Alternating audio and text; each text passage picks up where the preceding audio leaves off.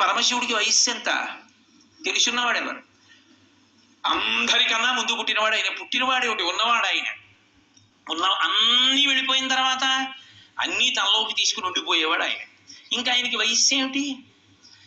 పైకి బాహ్యంలో శంకరుడు తన నింద తాను చేసుకుంటున్నాడు. చిన్నారులలోన చిన్నవాడందుమా ఏనాటి వాడుకో ఎరుకలేదు, ఆకారమనాథుడు వలె మీటియందుమా ఆకారమెట్టిదో అరయరాదు. పోనీ అంత ఎత్తుంటారండి, చాలా బాగుంటారండి అందామా? అసలు ఆయన ఆకారం ఏమిటో లోకంలో తెలిసినవాడు లేడు. 63 లీలామూర్తులు, అరూపరూపి లింగస్వరూపం, అంతటా నిండి నిబిడీకృతం అయిపోయినటువంటి వాడు. ఏదైన రూపం? అసలు రూపం తెలియని వాడితో పెళ్ళి ఏమిటమ్మా నీకు? పైగా కులగోత్రములు 2 అరయుధమందుమా తల్లిదండ్రులు ఎప్పుడు ధరణి లేరు. కులం గోత్రం తెలుసుకోవాలా పెళ్ళంటే? కులం గోత్రం తెలుసుకుందామంటే తల్లి తండ్రి ఏది లోకంలో? ఆయనకు పుట్టుకంటూ ఉంటే నువ్వు తల్లి తండ్రి పుట్టుకే ఉంటాయి ఆయనకి. ఆయన మహానుభావుడు, ఉన్నది ఆయన ఒక్కడే. అటువంటి వాడికి పుట్టుక ఎందుకు ఉంటుంది? కాబట్టి పుట్టుక లేదు. అటువంటి వాడు అమ్మా నీకెక్కడ దొరికాడు? అతనితో పెళ్ళి ఏమిటి? నా మాట విను, విడిచిపెట్టేసేయి. బహుశः మాయచేత కపట మంత్రములను నిన్ను ఎట్లు ఇరిగించుకున్నాడో కాని తగిన వాడు కాడు కాడు. బహుశः నీ మీద మాయో మంత్రమో వేశాడు ఇల్లాల్ని చేసుకుందామని. నా మాట విను, వదిలిపెట్టి అన్నాడు. అని ఊరుకోలేదు. నిజమే, పోనీ ప్రత్యక్షం అయిపోయాడు అనుకో, ఆయన సొమ్మేం పోయింది? పెళ్లి చేసుకోమంటే సంతోషంగా చేసుకుంటాడు. కానీ రేపొద్దున్న మీ తండ్రి అంత ఐశ్వర్యవంతుడు, మంచి పట్టుపట్టలు బంగారు పళ్ళెల్లో పెట్టి కట్టుకోవో అల్లుడు అని ఇస్తాడు. చీనాంబరంబులు చిలువొప్ప కట్టడు మధుసేందూరేంద్ర చర్మంబు గాని రక్తమోడిపోతున్నటువంటి ఏనుగు తోలు ఒకటి కట్టుకుని వస్తాడు పెళ్లిపేట్ల మీదకి. బాగుంటుందా? ఎంత అసహ్యంగా ఉంటుంది. చీనాంబరాలు తీసుకొచ్చి కట్టుకోవాయా అంటే కట్టుకోడు. అది నిండగా కనపడుతుంది, కానీ ఆయన భక్తికి ఎంత వశుడవుతాడన్న దానికి సంకేతం. అంత ఉద్ధతి చేసి కాశీ పట్టణంలో అల్లరి చేసినటువంటి గజాసురుణ్ణి త్రిశూలం మీద పక్కన పెట్టి ఆయన తపస్సు చేసుకుంటుండగా సామగాన మంత్రాల చేత పరమశివుణ్ణి స్తోత్రం చేస్తే పరవశించినటువంటి పరమశివుడు ఆయన కోరికని తీర్చడానికి వెంటనే ప్రసన్నుడై, నువ్వు నా తోలు ఒలిచి ఎప్పుడూ కట్టుకుని ఉండాలి, కృత్తివాసేశ్వరుడు అన్న పేరుతో కాశీపట్టణంలో శివలింగంగా ఉండాలి. ఈ తోలు వాసన రాకూడదు, దుర్గంధం ఉండకూడదు అంటే దుర్గంధం లేని తోలుగా మార్చి నెత్తురోడుతో అప్పుడే నవనవలాడుతున్న ఏనుగు తోలుగా కట్టుకుంటుంటాడు. బాహ్యం. ఆంతరం ఏనుగు గజము జగము. కొంచెం అక్షరాలు అటు ఇటు చేయండి. జగ జాయతే గచ్చతే, ఇది జగత్, వచ్చి వెళ్ళిపోయేది మాయ. మాయని నేను లొంగదీయగలను, తోలు తీసి కట్టుకోగలను, మాయని నియంత్రించగలను, వహించగలను, నియంత్రించగలను, నియమించగలనని చెప్పగలిగినటువంటి పరాత్పరుడు ఆయనని చెప్పడానికి గుర్తు ఏనుగు తోలు కట్టుకోవడం తప్ప నాకున్నన్ని పంచెలు కూడా ఆయనకి లేక ఏనుగు తోలు కట్టుకున్నవాడు కాడు ఆయన. కాబట్టి చీనాంబరంబులు చెలువొప్ప కట్టడు మదసింధురేంద్ర చర్మంబు గాని రత్న కంకణములు రమణుడై తొడగడు పనిలోక రాజ కంకణము కాని. అమ్మారే పొద్దున మీ ఇద్దరికి పెళ్ళయిందనుకో, మీ నాన్నగారు రత్న కంకణాలు పట్టుకొచ్చి వేసుకోవాలి అంటే వేసుకోడు. శంకరాచార్యులు వారు చెప్పారు, పార్వతీ పరమేశ్వరులు ఇద్దరు కూర్చునుంటే పరమశివుడు ఎంత గొప్పవాడో స్తోత్రం చేస్తోంది సరస్వతీదేవి. చేస్తుంటే ఎంతైనా ఇల్లాలు కదూ, బేలతనం. ముగ్ధాముహుర్విధగతి వదనే మురారే ప్రేమత్రపా ప్రణిహితాని కథా కథాని అంటారు శంకరులు. ముగ్ధ ఆమెకి సంతోషం భర్త గురించి చెప్తుంటే. మా ఆయన కదా అని ఎవ్వరూ చూడకుండా సభలో ఇలా పమిటి కొంగు పక్క నుంచి ఆయన చేయి పట్టుకున్న కాసేపటికి అమ్మవారి కళ్ళల్లోంచి నవరసాలు చెప్పవలసి వచ్చింది శంకరాచార్యుల వారు. శివే శృంగారార్ద్ర అన్న శ్లోకంలో అన్నీ చెప్పచ్చు, కానీ భయం చెప్పడం ఎలా కళ్ళల్లో? ఆదిశక్తి అమ్మవారు భయపడిందంటే అసహ్యంగా ఉంటుంది. ఎంత చమత్కారం చేశారంటే, శివుడి చెయ్యి ఇలా పట్టుకుంది ఆవిడ పవిట కొంగు చాటు నుంచి. మా ఆయని అని గొప్ప కొద్ది ఏదో చల్లగా పాకుతున్నట్టు అనిపించింది. ఇలా చూసింది, ఆయన చేతి మీద పిల్లపాము ఒకటి వీడి చేతి మీదకి ఎక్కుతోంది. అమ్మో అంది. హరాహిప్యో భీత అన్నారమ్మా, నీ కళ్ళల్లో భయం అప్పుడు కనపడిందంట. కాబట్టి ఆయన ఒంటి నిండా పావులు వేసుకుంటాడు. ఒంటి నిండా పావులు వేసుకోవడం అన్న మాటకు అసలు అర్థం వేరు. ఆయన మృత్యుంజయుడు. లోకంలో అందరూ మృత్యువుకి భయపడతారు. మృత్యువుకి మృత్యువు పరమశివుడు ఒక్కడే. అందుకే వక్షస్థాడనమంతకస్య కఠినాపస్మార సంవర్ధనం బుభృత్పర్యటనం నమచ్చురచిర కోటీర సంఘర్షణం కర్మేదం మృదులస్య తావకపదద్వంద్వస్య గౌరీపతే మచ్చేతో మణిపాదుకా విహరణం శంభో సదాంగీకురు అంటారు శంకరులు శివానంద లహరిలో. అటువంటి పరమశివుడు మృత్యువులకు మృత్యు అని చెప్పడం, కాలమునకు కాలమని చెప్పడం, పాములను మెడలో వేసుకోవడం. అందుకని అమ్మాయిన పావులు వేసుకుంటాడమ్మా. రేపు పొద్దున రత్న కంకణాలు పెట్టుకోమంటే పెట్టుకోడు. చందన గంధంబు జానడై పూయడు మద పంచ బాణ భస్మంబు కాని. రేపు పొద్దున్న మీ నాన్నగారు అంగరాగాలు తెచ్చి, అంగరాగాలంటే ఏదో పౌడర్ డబ్బా తెచ్చి అక్కడ పెట్టి రాసుకోవాలి, సువాసన వస్తుందంటే రాసుకోడు. గబగబా వెళ్ళి ఇంతకు ముందు తన 3వ కంటి మంటతో కాల్చేసిన మన్మధుడి భస్మ తీసి ఒంటికి రాసుకుంటాడు. బాగుంటుందా? ఏమిటమ్మా ఆయనతో పెళ్ళి ఏమిటమ్మా అంటే, కోరికలు లేనివాడు. కోరికలు లేనివాడు అన్న మాటకు అర్థం ఏమిటో తెలుసా? కోరిక పుట్టనివాడు కాడు. కోరిక పుట్టడానికి అసలు తనది అన్నది లేకపోతే ఓ కోరిక. తానన్నీ అయిపోయిన వాడికి కోరిక ఏమిటి? నాకు ఒకటి లేదనుకోండి పొందాలని కోరిక. అసలు నాది కానిది, నేను లేనిది ఒకటి లేకుండా పోయిందనుకోండి, నేను పూర్ణుడనైపోతే ఇక కోరిక ఎందుకు ఉంటుంది? అది శివతత్వం. కాబట్టి ఆయన రేపు పొద్దున్న ఆ మన్మధుడి భస్మ పూసుకుంటాడమ్మా. పువ్వుల దండలు జానడై తొరమడు వెలయింతలేనిదే వెలుగు కాని. చక్కగా పూలదండ మెడలో ఉంచుకోవాలి, గొంగళీ పురుగు లేనిదైతే. కానీ ఆ పూలదండ వేసుకోడు. నాకుండలి నామకుటి నాస్రగ్వి నల్పభోగవాన్న హస్తాభరణో నాపి విద్యతే నాప్యనాత్మవాన్ అని రామాయణం బాలకాండ. చేతికి ఆభరణం లేకుండా, మెళ్ళో పూలదండ లేకుండా పురుషుడు ఉండకూడదని. అసలు నిజానికి సంప్రదాయం అది. నాస్రగ్వి దండ లేకుండా పురుషుడు ఉండకూడదు అని. కానీ పరమశివుడికి దండ వేశారనుకోండి, నాకెందుకు ఇవన్నీ అని ₹1 పెట్టి ఖర్చు లేని రాత్రిపూట వెలిగే చంద్రుడిని తెచ్చి పైన పెట్టుకుంటాడు. ఎలా ఉంటుంది ఏమిటి? ఇక్కడ వెలుగుతూ చంద్రవంకి ఇలా ఉంటే ఏం బాగుంటుందమ్మా? ఏమిటి ఆయనతో నీకు పెళ్ళి ఏమిటి? ఇవన్నీ అలా ఉంచు. ఇవన్నీ ఇంట నుండనొల్లడు ఉలుకులలో కాని ఎనయ సింహం ఎక్కడెద్దు కాని చెరువా చెప్ప సిగ్గయ్యేది వెర్రి అనగా శివుడే ఎప్పుడు వినవే చెప్పుమా. నాకు చెప్పడానికి సిగ్గుగా ఉందో విషయం. ప్రపంచంలో వెర్రాడు ఎవరైనా ఉంటే శివుడోడే. నేనలేదు, బ్రహ్మచారి అంటూ ఒక మాట అన్నాడు. ఇంట నుండనొల్లడు ఉలుకులలో కాని. రేపు పొద్దున్న పెళ్ళయిందనుకో గృహప్రవేశం చేయించాలి అత్తవారింట్లో. ఎక్కడికి తీసుకెడతాడో తెలుసా? శ్మశానానికి తీసుకెడతాడు. అక్కడ మీ కాపరం ఉంటావా? ఏమిటమ్మా ఆయనతో పెళ్ళి? ఆవిడే అడిగింది పార్వతీదేవి, ఏమండి కైలాస పర్వతం మీద ఉంటాం, అఖిలాండ కోటి బ్రహ్మాండ నాయకుడు మీరు, ఎందుకంటే ఆ శ్మశానంలో ఉంటుంటారు? కొంతమంది పని కట్టుకుని అదే పనిగా శివుడు శ్మశానవాసి అని అక్కర్లేని ప్రచారాలన్నీ మొదలెడుతున్నారు కదా, ఎందుకంటే ఆ శ్మశానంలో ఉంటారని అడిగింది.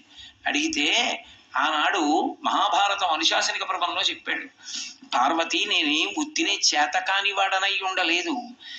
బ్రతికున్న నాళ్ళు అక్కడికెడదాం ఇక్కడికెడదామని పని లేకపోయినా షికార్లు తిరిగి నేను ఇంతటి వాణ్ణి అని గుండెల మీద చెయ్యేసుకుని ఇంత గర్వించి మా ఆవిడ, మా పిల్లలు, మా అన్నయ్య, మా తమ్ముడు, మా స్నేహితులు ఇంతమందిని చూపించిన వాడు ప్రాణం పోయిన తర్వాత ఎండు కర్రల మీద పడుకోబెట్టి తాడుతో కట్టేసి ఒంటి మీద కేవలం అత్యంత చవకబారు వస్త్రం ఒకటి పెట్టి పాడి మీదకి తీసుకెళ్లేటప్పుడు ఆ బట్ట కూడా తీసేసి కట్టెల మీద పడుకోబెట్టి ఇంధనం పోసి కర్త వచ్చి అగ్నిహోత్రం వెలిగిస్తే తల దగ్గర నుంచి కాలుతూ వచ్చేసి తల బద్దలైపోయిన తర్వాత అరికాళ్లలోంచి నెత్తురు ముద్దలుగా పైకొస్తుంటే పెద్ద కాడ పట్టుకుని కాళ్ళు పైకెత్తి వెనక్కి పారేస్తే నా ఒళ్ళు అనుకుని మురిసిపోయిన వాడు కట్టెలలో కాలిపోతుంటే జీవుడు పైకి లేచి చీకటి పడుతోందని వచ్చిన వాళ్ళందరూ స్నానం చేసి వెళ్ళిపోతే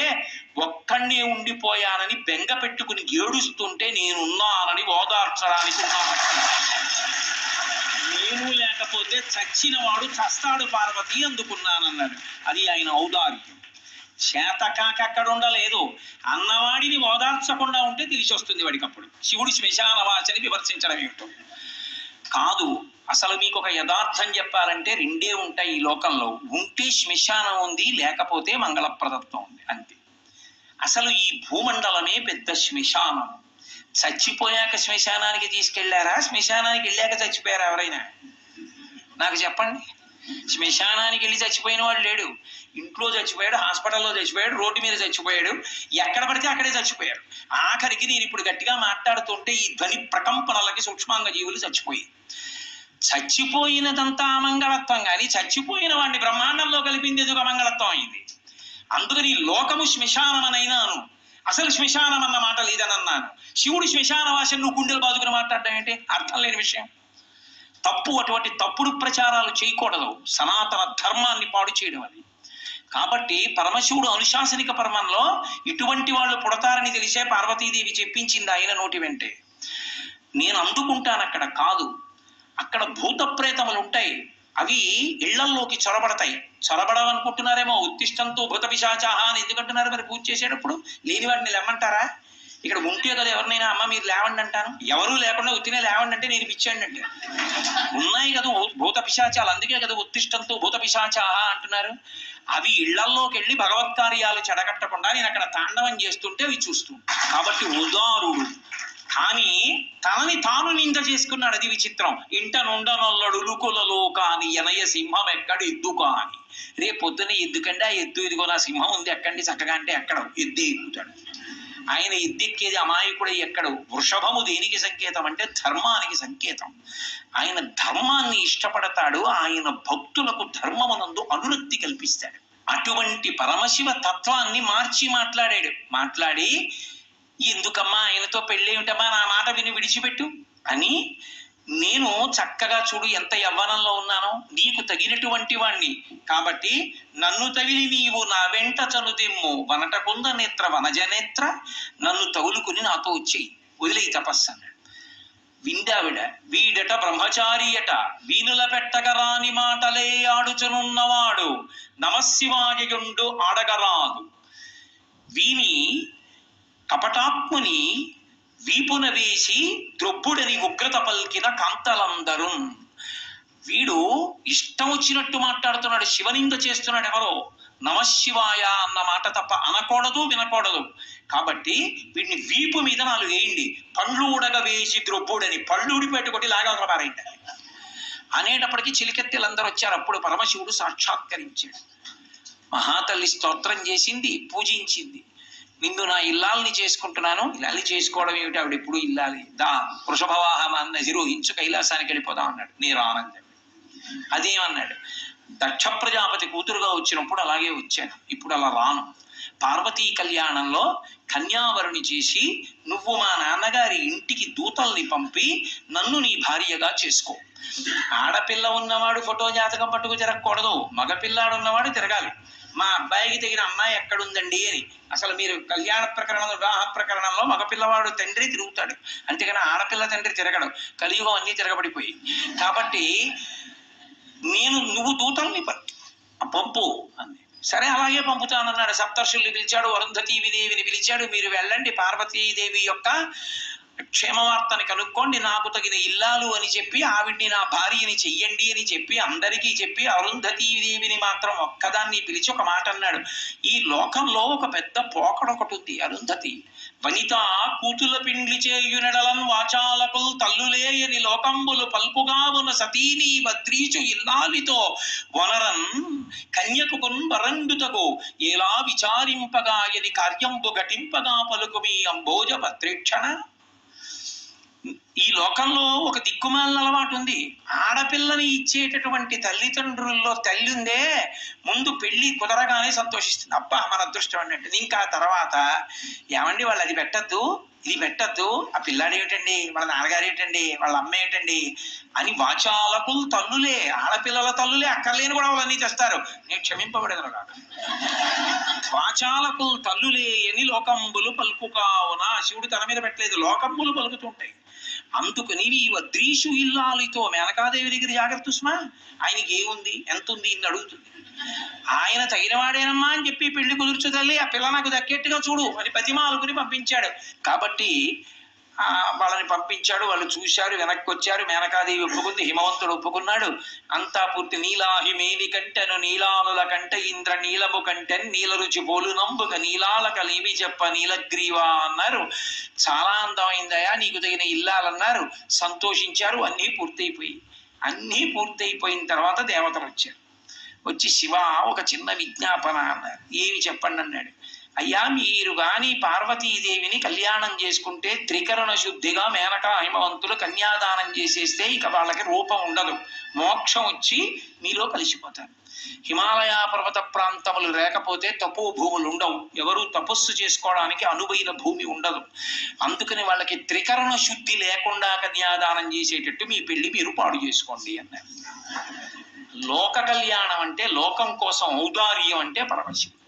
తప్పకుండా వాళ్ళు త్రికరణ శుద్ధి లేని కన్యాదానం చేసేటట్టు నేను చేసుకుంటాను. పరమశివుడి పక్కన రాని వాళ్ళు ఎవరు? బ్రహ్మగారు, విష్ణువు, లక్ష్మీదేవి, సరస్వతీదేవి, ఋషులు, ప్రమదగణాలు, దేవతలు అందరూ పరమశివుడి పనుపున బయలుదేరారు. భక్తకోటి అంతాను. హిమవంతుడు ఆయన చుట్టాలకు ఆయన వేశాడు. ఆయన చుట్టాలు ఎవరుంటారు? అరుణాచలం, వెంకటాచలం, అంజనాద్రి, నీలాద్రి, గరుడాద్రి వీళ్ళకి వేస్తూ పుత్రమిత్ర సపరివారముగా రమ్మని వేశాడు. పర్వతాలకి కూతుళ్ళు ఎవరు? నదులు. నదులకి భర్తలు ఎవరు? సముద్రాలు. అందుకని అల్లుళ్ళు. కాబట్టి సముద్రాలు, నదులు, క్రూర మృగాలు, సాధు మృగాలు, పర్వతాలు, పర్వతాల మీద ఉండే చెట్లు, చేమలు, శలయేళ్లు ఇవి బయలుదేరి ఇవన్నీ హిమాలయాలకు వెళ్ళిపోయాయి. పరమశివుడు పనుపున అందరూ హిమాలయాలకు వెళ్ళిపోయారు. వెళ్ళిపోయిన తర్వాత పెళ్లికి తెల్లవారుజామున బయలుదేరింది ఊరేగింపు. ఎక్కడి నుంచి? కైలాస పర్వతం దగ్గర నుంచి వస్తున్నారు. గవాక్షంలో నిలబడింది మేనకాదేవి నారదుడితో కలిసి. ఒక్కొక్కళ్ళు వస్తున్నారు. అబ్బా వెలిగిపోతున్నాడు, ఆయనేనా మా అల్లుడంది. కాదమ్మా, సూర్యుడు దిక్పాలకుల్లో ఒకడు. ఆ వెనక వస్తున్నాడు. ఎవరో బాబాయ్ నల్లగా ఉన్నాడు దున్నపోత మీద, ఆయన ఎవరా? మీ అల్లుడు కాదు, బెంగపెట్టుకోబో, యమధర్మరాజు గారు. ఆ వెనకాతల అబ్బా చల్లగా ఎంత బాగున్నాడో, ఎవరు? చంద్రుడు, మీ అల్లుడు కాడు. ఈయన ఎవరోనయ్యో చాలా అందంగా ఉన్నాడు, ఎర్రగా ఉన్నాడు, కాంతులీనుతున్నాడు. బ్రహ్మగారు, మీ అల్లుడి దగ్గర పురోహితుడమ్మా, పెళ్లి చేయడానికి వచ్చే బ్రహ్మగారు ఆయన మీ అల్లుడు కాదు. ఓ అలాగా. ఇతను ఎవరో నీలమేఘశ్యాముడు, చాలా అందంగా ఉన్నాడు, శాంతాకారం, భుజగచైనం, పద్మనాభం, సురీశం. అమ్మ ఆయనకి మీ అల్లుడికి భేదం చెప్పకూడదు, కానీ ప్రస్తుత మీ అల్లుడు కాడు. ఆయన వెళ్ళిపోయాడు. ప్రదోష వేళ అయిపోయింది, రాడు. వెళుతూనే ఉంది ఊరేగింపు. వస్తున్నారు మగపెళ్లి వారు. అలా ఆఖరికి ఒక ఆయన వచ్చాడు. చుట్టూ భూత ప్రేత పిశాచాలున్నాయి, ప్రమదగణాలున్నాయి, మధ్యలో దిగంబరంగా తాండవం చేస్తూ వస్తున్నాడు. అడగలేదు మేనకాదేవి ఆయన అల్లుడు అని. నారదుడే చెప్పాడు, ఆయనే మీ అల్లుడమ్మా అని మెట్లు దిగి వెళ్ళిపోయాడు. ఇక నేను కల్పించాను అనుకుంటున్నారేమో, మీరు శివమహాపురాణంలోంచి అన్వయం నేను ఎన్నో గ్రంథాలను కలిపి చెప్తున్నాను. ఇది చెప్పాడు కుమార సంభవం, వీరభద్ర విజయం, పార్వతీ కళ్యాణం, స్కాంద పురాణం, తర్వాత ఇప్పుడు చెప్పేటటువంటిది శివమహాపురాణం. ఇన్నిటిలోంచి కలుపుతున్నాను. అందుకని మీకు ఒక చోట దొరికేది కాదు, ఇన్ని పురాణాల్లోంచి కలిపి విహంగ వీక్షణంగా మాట్లాడుతున్నా పార్వతీ కళ్యాణం గురించి. ఆ నారదుడు గబగబా మెట్లు దిగి వెళ్ళిపోయాడు. ఈవిడ గబగబా మెట్లు దిగి తిన్నగా పార్వతీ దగ్గరికి వెళ్ళింది. నిన్ను చంపినే చచ్చిపోతా, వాడా దొరికాడు నీకు భర్త, తపస్సోట.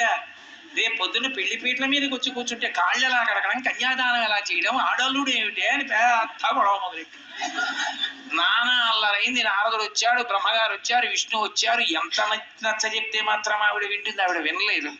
వినకపోతే అప్పుడు నచ్చ చెప్పారు, ఇంకొక్కసారి చూడు, ఈసారి నచ్చకపోతే చెయ్యొద్దు, అసలు నిజంగా మీ అల్లుడు ఎలా ఉంటాడో నువ్వు చూడు అంటే చూసింది. కోటి సూర్య ప్రతీకాశం సర్వావయవ సుందరం విచిత్రవసనం చాధానాభూషణ భూషితం సుప్రసన్నం సులావణ్యం సుహాసం చ మనోహరం గౌరాభం యుధి సంయుక్తం చంద్రరేఖా విభూషితం సూర్యేణ చిత్రితం మూర్ధ్ని చంద్రదండ విరాజితం గంగా యమునా చైవా విధత్తు స్మరుచామరే అంటూ పట్టుపుట్టాన్ని కట్టుకుని గంగా యమున ఇద్దరు కూడా ఒకళ్ళు సూర్యేణ చిత్రితం మూర్ధ్ని, సూర్యుడేమో పైన గొడుగు పట్టుకుంటే, చంద్రుడు పక్కన దండం పట్టుకుంటే, గంగా యమునలు ఇద్దరు వెనకాతల సేవిస్తుంటే మంచి ప్రసన్నంతో లావణ్యంతో అద్భుతమైనటువంటి రూపంతో అందాలకి అందంగా ఎంత సౌందర్య రాశియో అటువంటి మహామూర్తిగా పరమశివుడు నడిచి వస్తున్నాడు. చూసింది, అబ్బా ఈయన మా అల్లుడు, కన్యాదానం చేస్తానంది అంది. కానీ అలా కనబడితే ఎప్పుడైనా అలా కనపడమ్మా, ఒక ప్రయోజనానికి కనపడ్డాడు. ఒక ప్రయోజనం రైతే, మళ్ళీ ఆ ప్రయోజనం అంటే త్రికరణ శుద్ధి లోపించింది. హిమవంతుడితో వాదించి నమ్మి శివుడు ఇలా ఉంటాడని చేస్తున్నా ఆవిడికి ఎక్కడో మనసులో పెరుకుండిపోయింది, అలా ఎందుకు కనపడ్డాడని. త్రికరణ శుద్ధిగా కన్యాదానం చెయ్యలేదు. ప్రపంచంలో తన కన్యాదానానికి తను త్రికరణ శుద్ధి లేకుండా చేసి తన పెళ్లి తానే పాడు చేసుకుని తలవంపులు తెచ్చుకొని అవమానాలు పడి పెళ్లి చేసుకుని తన భార్యకి ఇచ్చిన మాట నిలబెట్టుకుని లోకాలకి తపోభూములు నిలిపినటువంటి ఉదారుడు పరమశివుడు ఒక్కడే. అప్పుడు పార్వతీ కళ్యాణం జరిగింది. మళ్ళీ ఆ పార్వతీ కళ్యాణంలో పెద్ద రగడ. ప్రవర చెప్పవలసి వచ్చింది. ప్రవర చెప్పవలసి వస్తే ఈయనకి తండ్రి ఎవరు, తాత ఎవరు, బలానా వాళ్ళ మునివనవాడు చెప్పాలి, మనవాడు చెప్పాలి, బలానా వాళ్ళ కొడుకు చెప్పాలి. చెప్పాలంటే ఎవరిని అడిగితే ఇంటి బ్రహ్మగారిని అడిగారు. ఏం నీకు తెలుసా? నాకేం తెలుసు, పిల్లాన్ని ఇచ్చుకున్నది మీరు చెప్పాలని. ఎవరిని అడిగితే వాళ్ళు ఏమో మాకన్నా ముందున్నాడు ఆయన, మాకు తెలియదు అన్నారు. నారదుడు వీణ వాయించుకుంటున్నాడు. వెళ్ళి కోపం వచ్చి ఆ వీణ పట్టుకున్నారు. బుద్ధుందా ఇప్పుడు కచేరీ ఏమిటో పక్క పిల్లాడి ప్రవర తెలియక ఏడుస్తుంది. అసలు ఆ పిల్లాడి ప్రవర నీకు ఏమన్నా తెలుసు? అప్పుడు నారదుడు నవ్వి అన్నాడు, ఆయనకి ప్రవర ఏమిటి, ఆదిమధ్యాంతరహితుడు, ఆయనకి ప్రవర ఉండదన్నాడు. ఇప్పుడు ఏదో ప్రవర కల్పించాలి కదా. ఏదో వెనకటికి ఒక విషయం చెప్తుంటారు, పాలేరుని పెట్టుకోవాలని ఒక ఆయన పిలిచి కొన్నాడు. 4 రోజులు పని చేయబోయి పని చూసి పెట్టుకుంటా అన్నాడు. అన్నీ చూశాడు, చాలా బాగా చేస్తున్నాడు. నిన్ను పెట్టుకుంటాను పనిలో, నీ పేరు ఏమిటన్నాడు. పెరుమాళ్ళు అన్నాడు. పెరుమాళ్ళు అన్న పేరుతో నాకొద్దు, ఎప్పుడన్నా నిన్ను తిట్టాల్సి వస్తే లేనిపోని పాపం వస్తుంది. నీకు 100 రూపాయలు ఇస్తాను, మీ ఊరు వెళ్ళి పేరు మార్చుకుని మళ్ళీ రా అన్నాడు. ఓ వారం పోయాక వచ్చాడు. మార్చుకున్నావా? మార్చుకున్నాను. ఏం పెట్టుకున్నావు? పెద్ద పెరుమాళ్. అలా పరమశివుడికి ప్రవర చెప్పమంటే ఏం చెప్తారు?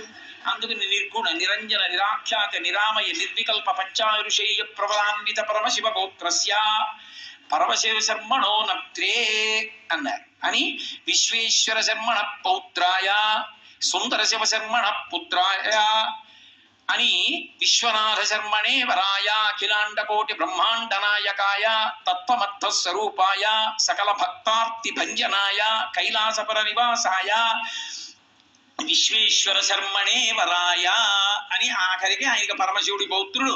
ఆయన పేర్లే మార్చి కొంచెం కొన్ని పేర్లు ముత్తాత చేశారు, కొన్ని పేర్లు తండ్రి చేసి ఆయన్నే పెళ్లి కొడుకుని చేశారు. చేసి అమ్మవారి దగ్గరికి వచ్చేసేపటికి కాశ్యపావత్సార నైధృతత్రయారుషేయ ప్రవరాన్విత కాశ్యపస గోత్రస్య, కాశ్యపస గోత్రంలో పుట్టినటువంటి అమ్మవారు అని చెప్పి ఆ అమ్మవారికి మొట్టమొదటి ఎవరి యొక్క మునిమనవరాలు అంటే ఆమె కోలాహల శర్మణో నత్రి, కోలాహల పర్వతం అనేటటువంటి దానికి ఆమె మునిమనవరాలు. అలాగే త్రికూటాచల పర్వతం, అలాగే హిమవత్ పర్వతం, హిమవంతుని యొక్క పుత్రి, తత్వమర్థస్వరూపిణి మహాలక్ష్మీ రూపిణీం కన్యాం అని చెప్పి పార్వతీదేవిని కన్యాదానం చేయించి పార్వతీ పరమేశ్వర కళ్యాణాన్ని పూర్తి చేశారు. ఈలోగా శ్రీ మహావిష్ణువు పరిగెత్తుకొచ్చి అయ్యో ఉపద్రవం జరిగిందని, స్వామీ శంకర కంకణోరగపతి సంపూజ్య బృందారక కామధ్వంసక ఎల్లలోకములు మీ కళ్యాణము చూడస ప్రేమం చనుదించియుండుటను చేసి మహావ్రేగై పరంభోర్వక ఈ ధరణీ చక్రము కృంగే సమతం పొందించి రక్షింపవే అన్నాడు. పర్వతాలు, సముద్రాలు, నదులు ఇన్నొచ్చేసాయి, దేవతాగణాలు వచ్చేసాయి, భూమి కుంగిపోతోంది. మీ కళ్యాణానికి ఇంతమంది రావడంలో అటు బరువు తగ్గింది, ఇటు బరువు ఎక్కువైంది. అయ్యా ఈ భూమిని రక్షించండి అన్నారు. వెంటనే అగస్త్య బ్రహ్మని పిలిచి, మహానుభావ అగస్త్య, నువ్వు ఒక్కడివే అంతటి శక్తివంతుడివి, నువ్వు దక్షిణ దేశానికి వెళ్ళిపోతే ఈ భూమండలం నిలబడుతుందని అగస్త్యుణ్ణి దక్షిణ దేశానికి పంపించారు. అక్కడతో భూమి సమత్వాన్ని పొందింది. పార్వతీ పరమేశ్వరుల యొక్క కళ్యాణం పూర్తయింది. ఆ తల్లిదండ్రులైనటువంటి పార్వతీ పరమేశ్వరుల్ని కళ్యాణ వేదిక మీద ఎవరు చూస్తారో, అక్షతలు మనం పోసుకున్నాం అనుకోండి, ప్రజా మే కామ సమృజ్యతాం, యజ్ఞో మే కామ సమృజ్యతాం, శ్రియో మే కామ సమృజ్యతాం అని అడుగుతాం. నాకు ఐశ్వర్యము కలుగుగాక, సంతానము కలుగుగాక, అలాగే యజ్ఞములు చేసేటటువంటి అధికారము కలుగుగాక, నాకు అటువంటి అదృష్టము కలుగుగాక అని. పార్వతీ పరమేశ్వరులు కళ్యాణం చేసుకున్నప్పుడు ఒంటురుల యొక్క శిరస్సుల మీద పోసుకున్నటువంటి శ్వేతాక్షతల్ని ప్రసాదంగా తీసుకుని అవి మన శిరస్సు మీద పోసుకుంటే పెళ్లి కాని వారికి పెళ్లి అవుతుంది, పిల్లలు లేని వారికి పిల్లలు పుడతారు, ప్రమాదాలు పొంచి ఉన్న వారికి తప్పిపోతాయి, సమస్త లోకాలు సుఖంగా ఉంటాయి. ఒక్కసారి పార్వతీ పరమేశ్వర కళ్యాణం చేస్తే ఆ మంత్రముల యొక్క ప్రకంపనలు వాతావరణంలోకి ప్రవేశించినటువంటి కారణం చేత ఆ ప్రాంతం అంతా కూడా సుభిక్షంగా శోభిల్లుతుంది. మనందరి ఎడల పార్వతీ పరమేశ్వరుల యొక్క నిర్హేతుక కృపాకటాక్ష వీక్షణములు ప్రసరించుగాక.